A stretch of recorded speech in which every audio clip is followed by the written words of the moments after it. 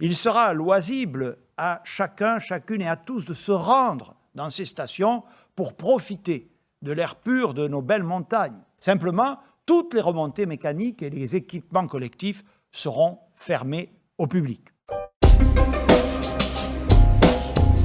La situation s'améliore grâce aux efforts de tous. Il est surtout indispensable de ne pas baisser la garde. Nous avons atteint le pic épidémique au cours de la deuxième semaine de novembre. Nous avons franchi le pic hospitalier la semaine dernière. En conclusion, on peut dire que ça va mieux et à tous les niveaux. L'épidémie n'est pas derrière nous, la seconde vague n'est pas terminée. Nous devons donc poursuivre sur notre lancée, ne pas relâcher maintenant notre vigilance, surtout pas, ne pas relâcher nos efforts, et nous réussirons. S'agissant des commerces, la jauge est portée à 8 mètres carrés par client. Lorsqu'un couple ou un parent avec son enfant entre dans un commerce, ils compteront pour une seule personne. Les commerçants pourront étendre leur horaire d'ouverture jusqu'à 21h.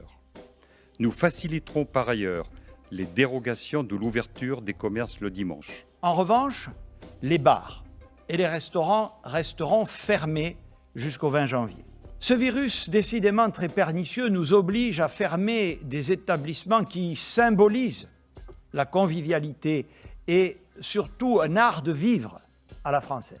Aussi, nous allons très fortement accompagner les professionnels de ce secteur. Nous pourrions faire de 2021 l'année de la gastronomie française. Je vais désigner à mes côtés une personnalité qualifiée pour préparer ce grand chantier. La limite des 1 km 1 heure va passer à 20 km 3 heures. Elle ne vise pas à permettre des visites à des amis ou à la famille. C'est également le week-end prochain qu'interviendra la réouverture des lieux de culte, mais cette réouverture ne peut être que progressive. Ces lieux accueilleront d'abord 30 personnes, puis cette jauge évoluera. Un couvre-feu sera maintenu à 21h comme pour les commerces. Toutefois, une tolérance sera permise pour que les spectateurs des séances finissant à 21h puissent rentrer sereinement chez eux.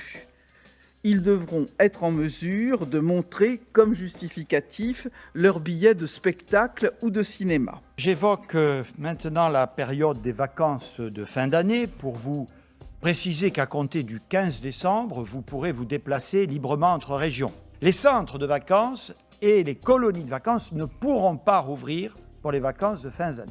S'agissant des stations de sport d'hiver, la circulation épidémique, mais aussi la situation des hôpitaux dans les régions concernées ne nous permettent pas d'envisager une ouverture pour la période de Noël. Mais bien entendu, il sera loisible à chacun, chacune et à tous de se rendre dans ces stations pour profiter de l'air pur de nos belles montagnes. Simplement, toutes les remontées mécaniques et les équipements collectifs seront fermés au public. Nous avons décidé avec le président de la République que le couvre-feu serait levé à titre dérogatoire les 24 et 31 décembre prochains. Cela ne veut pas dire que nous pourrons fêter Noël ou le Nouvel An comme les années précédentes. Il est donc impératif que vous limitiez le nombre de personnes à table et évitiez les rassemblements trop nombreux. Pour Noël, il me paraît extrêmement difficile que les grands-parents ne soient pas associés aux fêtes de Noël. Il n'est pas question que cette fête familiale se prive de la présence des aînés. La vaccination n'ira pas de pair avec l'abandon des gestes barrières, au moins jusqu'à ce qu'on ait acquis la preuve par l'expérience et avec le recul français et international que nous pouvons vivre, retrouver toute la sérénité collective et retrouver la tradition française, que ce soit dans la rue en se serrant la main ou que ce soit pour emmener danser Roselyne Bachelot dans les bars de nuit, ce que nous avons tous très hâte de pouvoir refaire le plus tôt possible.